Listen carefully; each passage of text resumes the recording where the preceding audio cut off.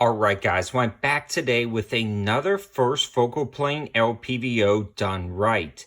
If you follow the channel, you'll know I love low power variable optics because at the 1 power setting they simulate a red dot and you can zoom them, in this case all the way out to 8 power, to make precision shots at a distance. Combine that with a really nice reticle and you've got one of the most versatile optics options for the AR-15 or similar platform. Now I want to give a huge shout out to Optics Planet for sending this over to the channel. When I talked to Cal over at Optics Planet, I'm really trying to figure out great solid options at a good value, and the SLX8 really fell into that category. For instance, I reviewed the Sig Sauer TANGO6T that Optics Planet sent out to the channel. That's the Army's new optic. Now that was pretty interesting because it was the first focal plane optic, or the FFP, that I actually liked in a low power variable optic. And if you're not familiar with first focal plane, there are two main types of scopes. The first focal plane reticle, meaning as you zoom the scope in and out, the reticle actually changes sizes and gets larger and smaller. Meaning if you've got these bullet drop compensation marks on the reticle itself, they're valid at every single zoom level. Now a second focal plane optic means the reticle actually stays the exact same size no matter what zoom level you're at, and the bullet drop compensation is only good usually at the maximum zoom setting. So if it's a 1:8 and you zoom to 5 really quickly, these are not going to be accurate for bullet drop compensation, windage, things like that. But with a first focal plane optic, you will. So you hear all that, you say, well, why doesn't everybody just go with a first focal plane optic? Because it's effective at every single zoom level. And the problem is, at the 1 power setting, the reticle gets so small it becomes almost unusable in every first focal plane LPVO that I've tried, except for 2. The primary arms SLX8 that we're looking at today, as well as the Sig Sauer TANGO6T that Optics Planet also sent out. So if you're interested in either of these at the end of this review, make sure you check the link in the description below, and I've got the coupon code 704TAC to save you 5% off of both optics from Optics Planet, and you can try that code throughout their site, and then that'll really save you some money depending on what you're buying. Now, with all that being said, there is a huge price difference from the Sig Sauer to the primary arms, and it's going to be about $600 difference. The Sig is going to be about $1,100 to $1,200 depending on the exact version you select. And the guy we're looking at today, the primary arms, is going to come in right at about $479. Then with that code 704TAC, it's going to drop 5% off that, bringing it about $450, which really puts this into a high value category. Now there are some negatives of this one over the Sig, but there are some positives as well. So let's dig into the specs and features and its performance down at the range. But before we do, I want to give a huge shout out to Callaway Ballistics for sponsoring the ammo for this video.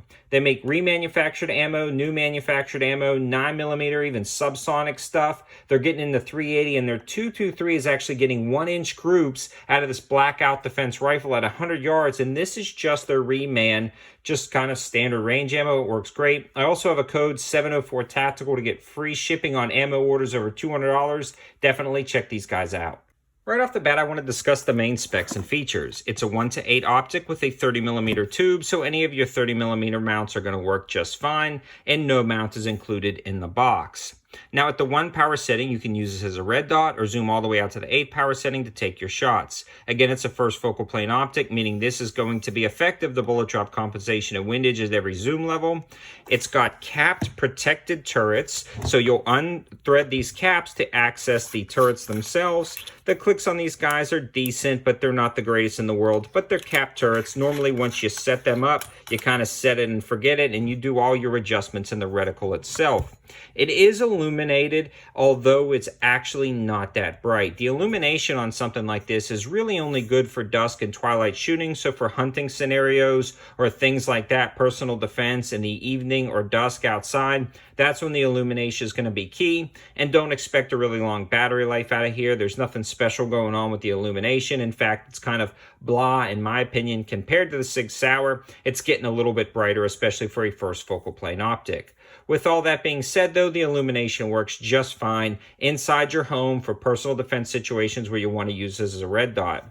Now at that 1 power setting, when you flip it over, that reticle does get actually incredibly small, so the illumination works even worse at the 1 power setting, but as you zoom in, the illumination gains force because it's got a lot more to illuminate because the reticle has got larger.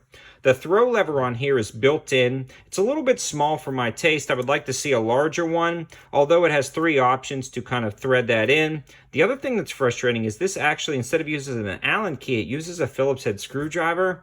To me, that's prone to strip. I'm not quite sure what they were thinking there, but those are little details that I'm nitpicking, but something to consider. The adjustable diopter on the back is rather large, so you can get everything focused in for your eye. It also is very tight, which is good, meaning you can kind of put it where you want it and not worry about bumping it and knocking it out of focus or anything for your particular eye. So that's nice as well. And overall, those are the main specs and features of this optic. Now I want to focus on the reticle and the glass clarity as well as the sight in. So everything's sighted in perfectly. It tracked really good. And once I sighted it in, it did not walk loose. I shot a lot of this Callaway ballistics ammo and no issues whatsoever. And again, I've just been running on top of this Blackout Defense Quantum Mark II. Really, really awesome rifle. I've also been shooting it suppressed with no issues. If you want more information about the rifle, I've got a full review. Now I want to take a look at the reticle itself, and then we'll talk about the glass clarity and kind of eye box.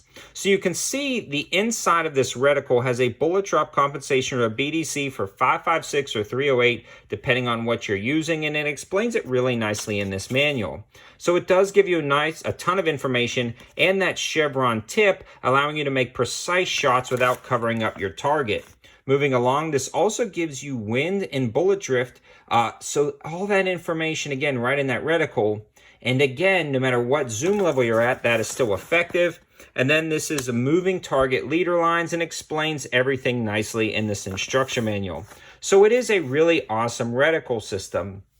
About the only downfall, though, is this does get really, really small to 1 power setting, but it is still usable, unlike some others I've seen in the past. Now, the Sig also has leader lines going in, and so the Sig, in my opinion, is a little bit better at the 1 power setting when it comes to understanding your shots close up as a red dot. I wish they would have had some leader lines coming in to point your eyes in the right direction, just in case that reticle being so small, it's black, and most of the time in the day winds up on a black part of the target or what you're aiming at. It kind of washes away, and the illumination, again, in the daytime doesn't do much to help, but it is still very usable when it's a really good reticle, but that is one of my only complaints. The eye box and eye relief on this guy is really good, definitely comparable with other first focal plane optics in this price range, but there aren't too many to compare it to. This is really breaking ground, so it does a good job for that eye relief, meaning if you're far or close, you can still pick up a good eye relief and it's not going to black out on you. And the eye box left, right, up and down is also very forgiving. Now with the second focal plane optic, I've seen eye boxes and eye reliefs better than something like this at the same price range. But this is a first focal plane optic, so I'm assuming the lens system and the way that operates really does limit a little bit more than a standard second focal plane scope. Something to consider. Generally, I recommend second focal plane optics for LPVOs, but again, they're not effective at every single zoom level when it comes to bullet drop compensation. So this is really handy if you're going to be tracking something across the field, then quickly zoom in and you don't know if you landed on the 8 or the 7 or the 6, or you really want a larger field of view and you like shooting at the 4 or 5 power setting for a particular scenario, but you still want that bullet drop compensation to be accurate or your windage holds. This is going to be an amazing option that really you can't get inside a second focal plane optic. So in summary, guys, I think this is a solid option for well under $500 from Optics Planet's website, especially if you use that code.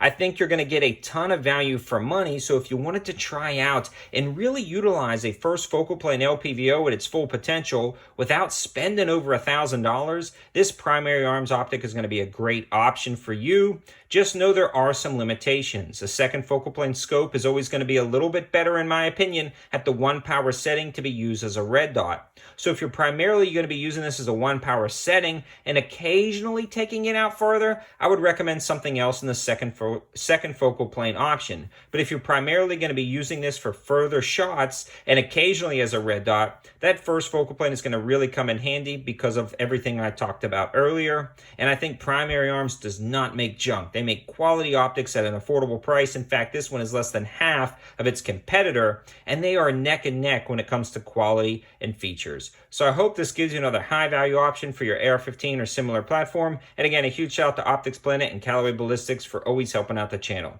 Thanks for watching, guys. Have a good one.